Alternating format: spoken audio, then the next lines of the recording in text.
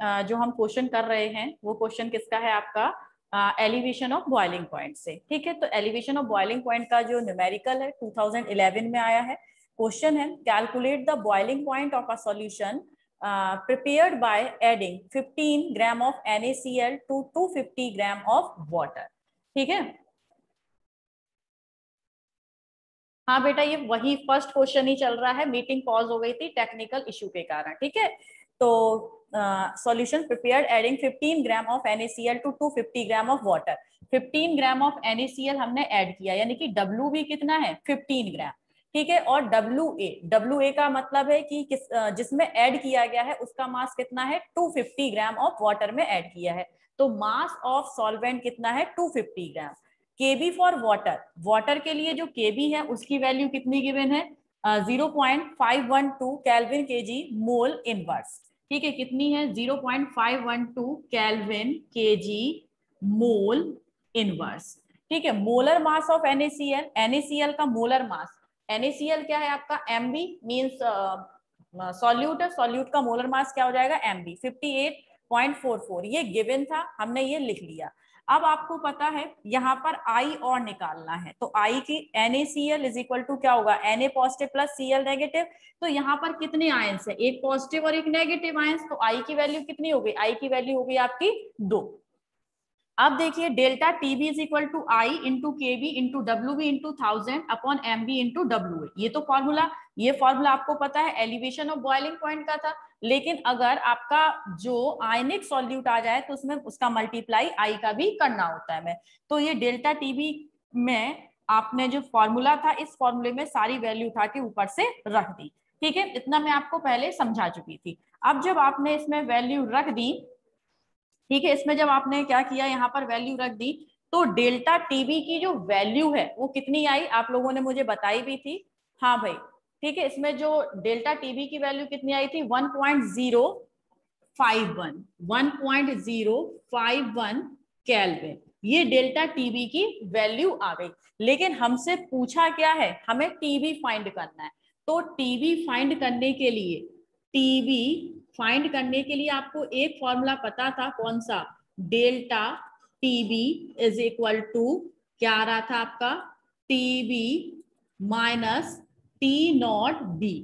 तो यहां पर क्या हो जाएगा, टीबी फाइंड करना है तो TB is equal to delta TB plus T0B। T0B for water, water का जो बॉइलिंग पॉइंट है वो कितना होता है 373.15। तो टीबी फाइंड कर लेंगे, TB is equal to delta TB की वैल्यू कितनी आई 1.05 प्लस T0B, T0B आप जानते कितना होता है 373.15। तो फटाफट से इसे प्लस करो, कितना आ रहा है आपका 374.202 केल्विन। ठीक है, ये आपका 374.202 केल्विन आंसर आएगा। बिल्कुल सही है, रौनक का आंसर बिल्कुल सही है। यस का आंसर 374.202 केल्विन बिल्कुल सही है। प्रशिष्टि का आंसर बिल्कुल सही है। ठीक है, तो आई थिंक आप लोग ये वाला क्वेश्चन कर चुके होंगे। ठीक है, अगर नहीं किया है तो यहाँ पर मैंने आपको ये पूरा समझा दिया है और आपकी समझ में आ गया होगा। ठीक है, आप लोग आंसर बता रहे हैं, मीन्स आपको ये समझ आ गया। स्क्रीनशॉट ले लीजिए, क्वेश्चन पूरा आपका सॉल्व हो चुका है।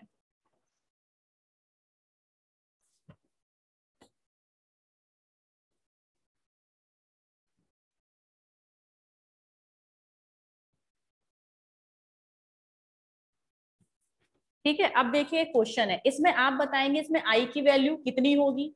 ठीक है, कितनी रखनी है, तो इसे रफ कर देती हूं मैं।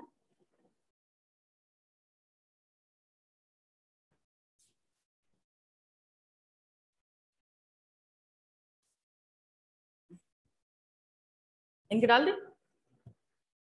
हाँ भाई, क्वेश्चन है आपका, और ये क्वेश्चन आपका 2011 में ही आया है, 2011 दिल्ली का है, CBSE Delhi. What would be the, question है what would be the, what would be the molar mass, what would be the molar mass, molar mass of a compound, of a compound of a compound if 6.21 gram, if 6.21 gram of it dissolve in 24 gram of chloroform,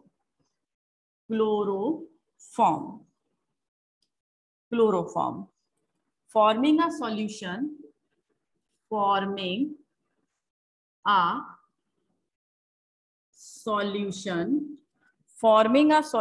that has the boiling point of 68.04 degree Celsius. ठीक है, कितना है? 68.04 degree Celsius. The boiling point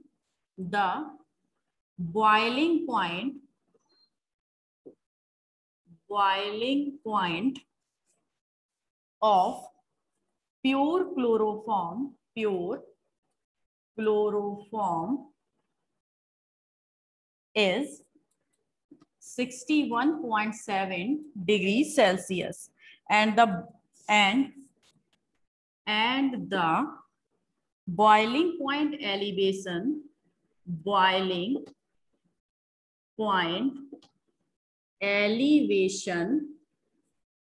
constant Kb for chloroform is 3.63 degree Celsius. ठीक है, चलिए ये आपको question given है। अब फटाफट से आप इसे सॉल्व करना स्टार्ट करिए। ठीक है, आप सभी सॉल्व करेंगे इसे, एक से काम नहीं चलने वाला, सभी को आना चाहिए क्वेश्चन। तो क्वेश्चन क्या है? मेरा हाथ दर्द कर गया, खैर काफी लेंथी था ये क्वेश्चन। तो what would be the molar mass of a compound if 6.2 gram of it dissolve in 24.0 gram of chloroform। कोई कंपाउंड है, ठीक है, उसका आपको मोलर मास निकालना है। अगर उसे किसमें डिसॉल्व किया गया है?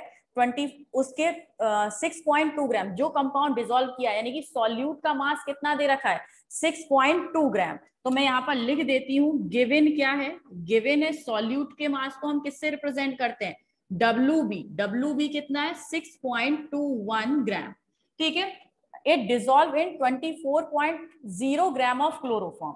ठीक है, इसे 24 ग्राम ऑफ क्लोरोफॉर्म में डिसॉल्व किया गया, यानी कि क्लोरोफॉर्म क्या हुआ आपका? सॉल्वेंट। ठीक है, सॉल्वेंट का मास को हम किससे लिखते हैं? WA कितना है? 24 ग्राम। ठीक है, forming a solution that has the boiling point. ठीक है, सॉल्यूशन का जो बॉइलिंग पॉइंट है, सॉल्यूशन के बॉइलिंग पॉइंट को हम किससे रिप्रेजेंट करते हैं? TB। ठीक है, तो TB कितना है? 68.04 degree Celsius. The boiling point of pure chloroform. ठीक है, अब जिस सॉल्वेंट है क्या? क्लोरोफॉर्म, तो क्लोरोफॉर्म का जो बॉइलिंग पॉइंट है उसे हम किससे रिप्रेजेंट करते हैं? T0B से। T0B कितना है? Pure chloroform is 61.7 degree Celsius, and the boiling point elevation constant Kb कितना गिवन है? 3.63 डिग्री सेल्सियस पर मोलैलिटी। ठीक है, Kb दे रखा है 3.63। ठीक है, Kb की वैल्यू है बेटा 3.63। ठीक है, अब देखिए इसमें क्या आई की जरूरत पड़ेगी? नहीं पड़ेगी इसमें आई की जरूरत। क्यों नहीं पड़ेगी? क्योंकि इसमें जो सॉल्वेंट है, सॉल्वेंट क्लोरोफॉर्म है। ठीक है, और क्लोरोफॉर्म में जो भी क्लोरोफॉर्म कैसा है आपका? एक नॉन पोलर है, तो इसमें नॉन पोलर ही आपका डिसॉल्व होगा।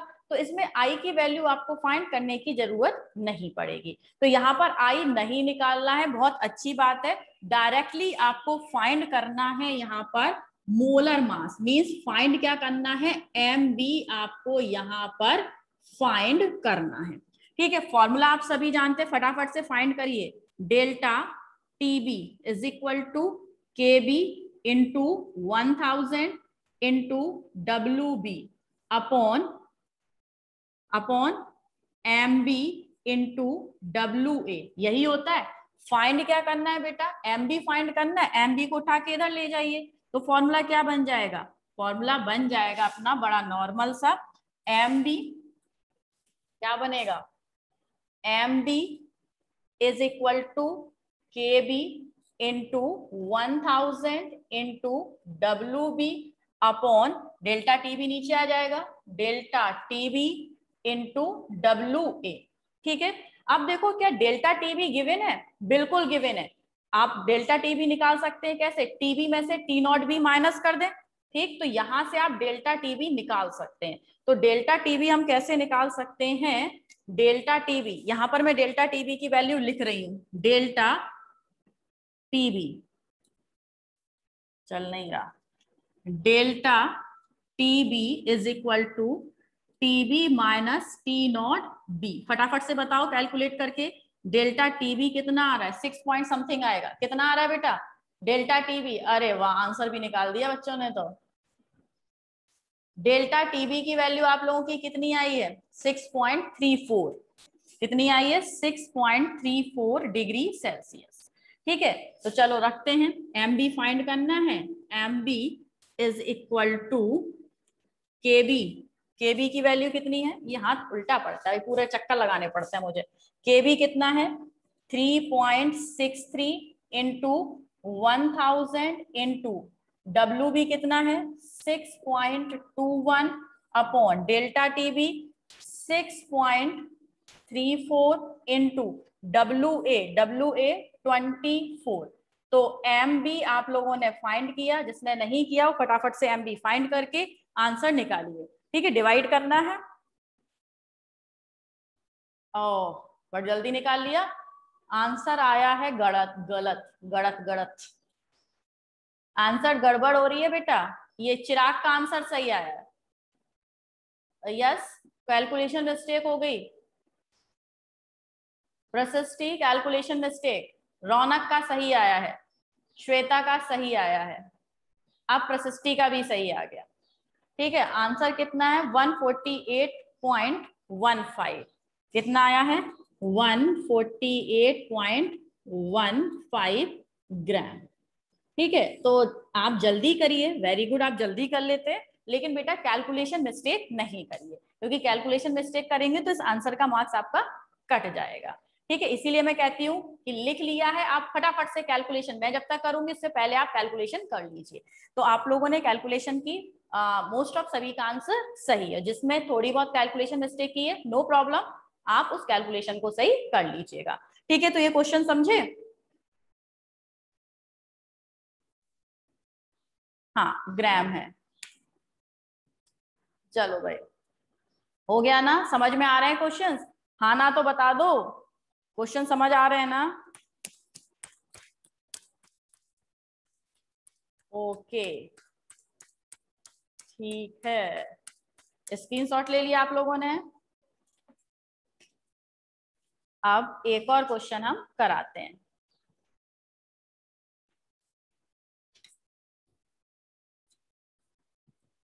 चलिए, ये 2012 का है, रफ कर दूं इसे।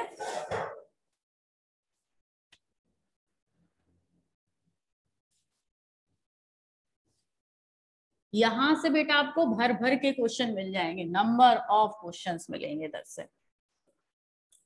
चलो, तो क्वेश्चन है अपना, कहाँ गया? हाँ, क्वेश्चन कब का है? 2012। आ 1.00 molal molal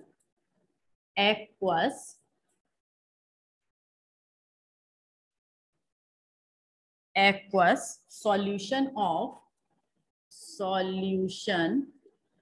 of trichloroacetic acid trichloroacetic acid is heated to its boiling point,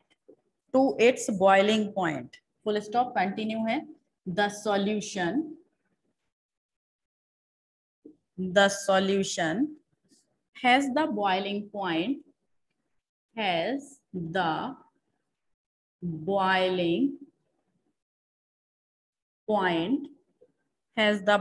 point यहां लिखती हूँ 100.18 degree Celsius, full stop. determine the want of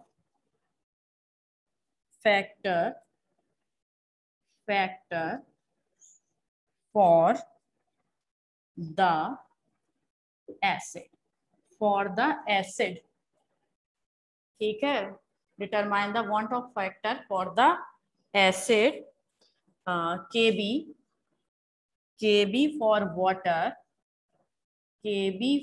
water is equal to 0.512 Kelvin kg mole inverse, ठीक है। ये given है आपको question में। बच्चे भाग कहाँ गए? अच्छा, ये रिज्वाइन कर रहे हैं, ठीक है, आ जाओ रिज्वाइन कर लो। ठीक है बेटा, ये अपना क्वेश्चन है। तो अब हम इस क्वेश्चन को जरा पढ़ें और ये कह क्या रहा है इसे हम देखें। क्वेश्चन है 1 मोलर एक्वस, ये क्वेश्चन काफी इंपॉर्टेंट है, हॉट्स का क्वेश्चन है, हाई ऑर्डर थिंकिंग का है, लेकिन जब आप इसे सॉल्व करेंगे ना तो ये पहले वालों से भी बहुत इजी है, बस थिंकिंग आपकी एक उच्च कोटि की होनी चाहिए, ठीक है। जो थिंकिंग है वो हाई ऑर्डर की रखो और क्वेश्चन अपने आप सॉल्व हो जाएगा।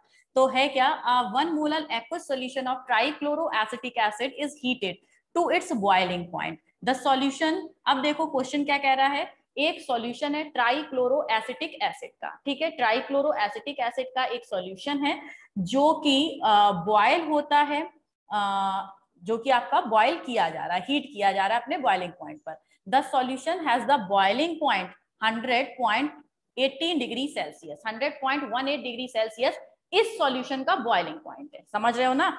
एक आपके पास बीकर है, इस बीकर में आपने क्या किया, वाटर है, एक्वस सॉल्यूशन है तो वाटर तो है ही, इसमें आपने ट्राइक्लोरोएसिटिक एसिड भी मिक्स कर लिया, तो ये क्या बन गया, ये इन दोनों का बन गया सॉल्यूशन। अब इस सॉल्यूशन का जो बॉइलिंग पॉइंट है वो 100.18 डिग्री सेल्सियस बता रहा है। अब इसमें कह रहा है determine the want of factor, means इसमें आई बताना है आपको, ट्राइक्लोरोएसिटिक एसिड कितना, किस रेशियो में आपका क्या हो रहा है, एसोसिएट हो रहा है, डिसोसिएट हो रहा है, क्या हो रहा है, ठीक है। तो वो आपको यहाँ पर आई की वैल्यू बतानी है, अगर केबी फॉर वाटर गिवन है इतना। देखो आप एक फॉर्मूला बहुत अच्छे से जानते हैं, यहाँ पर सबसे पहले तो अपना गिवन ही लिख लो, given molar aqueous solution 1.00 molar aqueous solution means ये क्या है, मोलैलिटी, मोलैलिटी कितनी गिवन है,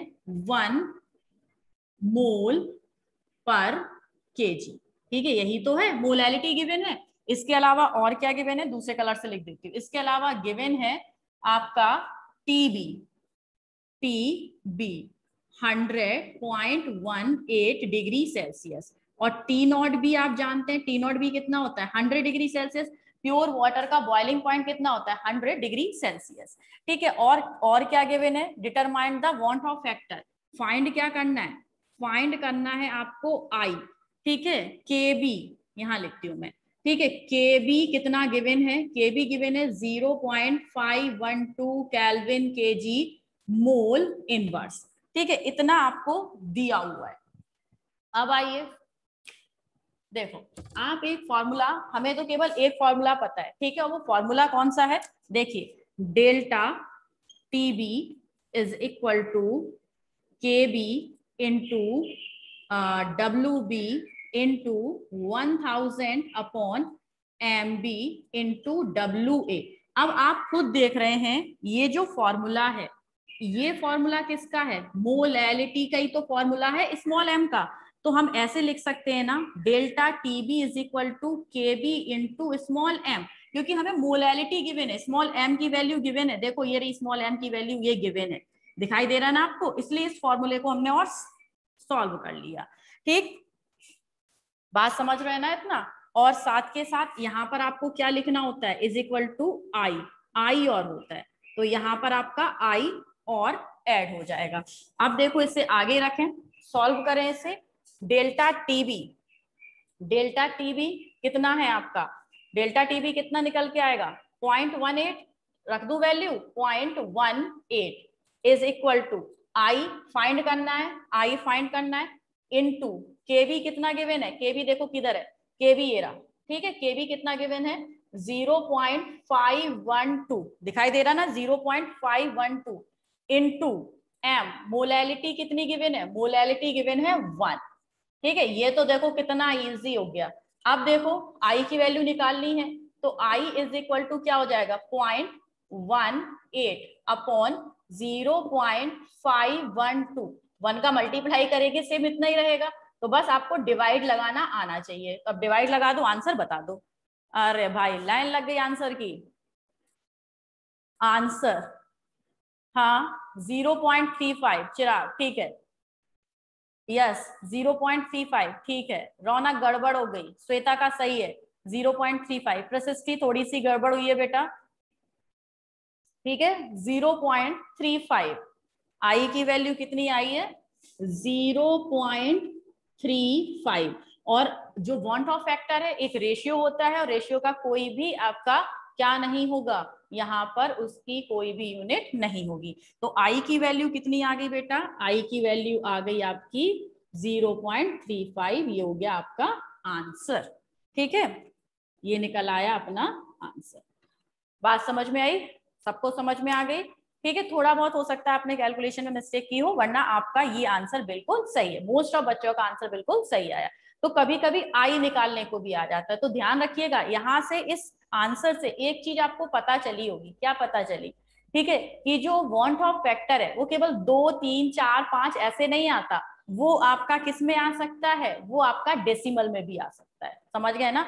और अधिकतर जब भी आई फाइंड करना होता है, जैसे इस क्वेश्चन में आई को फाइंड करना है, तो यहाँ पर किस में आया? आपका डेसिमल में आया। ठीक है, और वांट ऑफ फैक्टर वाले जब क्वेश्चन करेंगे तो बिल्कुल लाइन से आपको बहुत सारे क्वेश्चंस मिलेंगे, जिनमें कि ये जो आई की वैल्यू है वो आपकी कैसे आएगी? डेसिमल में आएगी। ठीक है, तो आई थिंक आप इतना समझ गए। हाँ बिल्कुल, यस पॉइंट में आ सकती है। ठीक है, मोस्ट ऑफ पॉइंट में ही आती है। हाई की वैल्यू जो है वो मोस्ट ऑफ पॉइंट में ही आती है, क्योंकि 100% या कुछ आपके स्पेसिफिक बोल सकते हैं होल नंबर में डिसोसिएशन, बहुत सारे आपके जो एसिड हैं और बहुत सारे ऐसे कंपाउंड हैं जो कि एसोसिएशन या डिसोसिएशन शो नहीं करते। ठीक है, और ये आई निकालने का फॉर्मूला भी यहाँ से तो आपने ये किससे फाइंड किया है? Elevation of boiling point, freezing point के डिप्रेशन से आई फाइंड किया है। वैसे आई फाइंड करने का एक फॉर्मूला भी अपना अलग होता है, जो थ्योरेटिकल वैल्यू और एक्सपेरिमेंटल वैल्यू पर बेस्ड होता है। ठीक है, मैं कह रही हूँ वांट ऑफ फैक्टर जब पढ़ेंगे तो एक्सपेरिमेंटल वैल्यू और थ्योरेटिकल वैल्यू के बेस पर हम आई निकालना वहां पर सीखेंगे। ठीक है, तो आई थिंक आपको आज के तीनों न्यूमेरिकल अच्छे से समझ में आ गए। अब हम मिलेंगे कल नया topic depression in freezing point के साथ। ठीक है, तो उसके कुछ न्यूमेरिकल्स करेंगे और उसका डेरिवेशन करेंगे और आगे अपना चैप्टर फिर बढ़ाएंगे। तब तक के लिए जय हिंद। ठीक है, जय हिंद से पहले 2 क्वेश्चन आपसे पूछने हैं मुझे। हाँ, गुड आफ्टरनून बाद में करेंगे, 2 क्वेश्चंस के आंसर बता के जाइए पहले।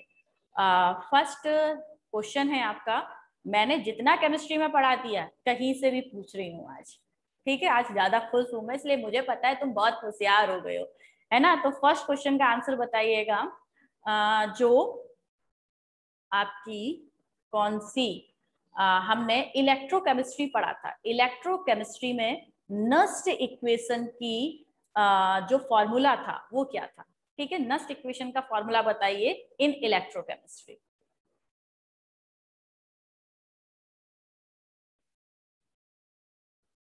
जल्दी से बताओ, देख तो लें आप भी, सोचो आप कितना याद रखे हो।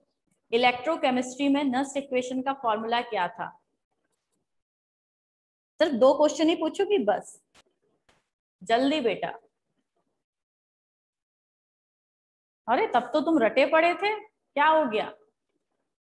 तभी कहती हूँ रिवाइज कर लिया करो। कोई तो बताओ नस्ट इक्वेशन का फॉर्मूला।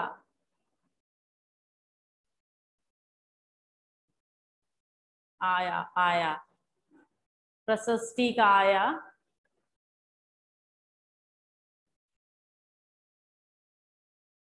सही है। ठीक है, क्या होता है? ई सेल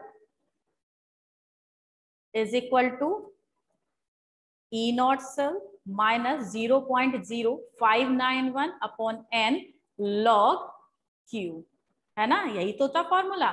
तो देखिएगा आप लोग फॉर्मूला क्या लिख रहे हैं, E cell is equal to E not cell 0.0591 upon n log Q. ठीक है, लॉग बेटा लॉग रह गए जिसके। हाँ भाई, आप सेकेंड क्वेश्चन है आपका। सेकेंड क्वेश्चन है विच कोऑर्डिनेशन, सॉरी चलो यही है, which coordination compound is present in plants. ठीक है, प्लांट्स में कौन सा कोऑर्डिनेशन कंपाउंड प्रेजेंट होता है, स्पेशली इन देयर लीव्स, उनकी पत्तियों में। पेड़ देखे, उनकी पत्तियों में कौन सा कोऑर्डिनेशन कंपाउंड प्रेजेंट होता है, और उस कोऑर्डिनेशन कंपाउंड का सेंट्रल मेटल एटम क्या होता है?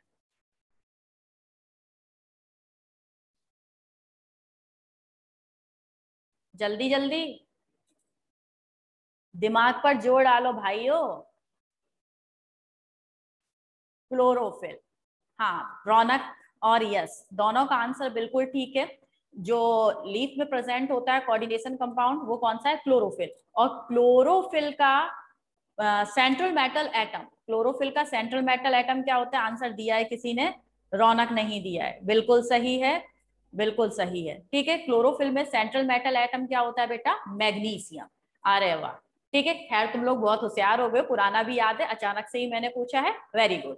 ठीक है, चलो बेटा, अब मिलते हैं हम कल नए टॉपिक के साथ। तब तक के लिए जय हिंद एंड गुड बाय। चलिए प्रशस्ति, कोई बात नहीं, नहीं पता तो रिवीजन में आ जाएगा। ठीक बेटा, रिवीजन में श्योर करा दूंगी मैं।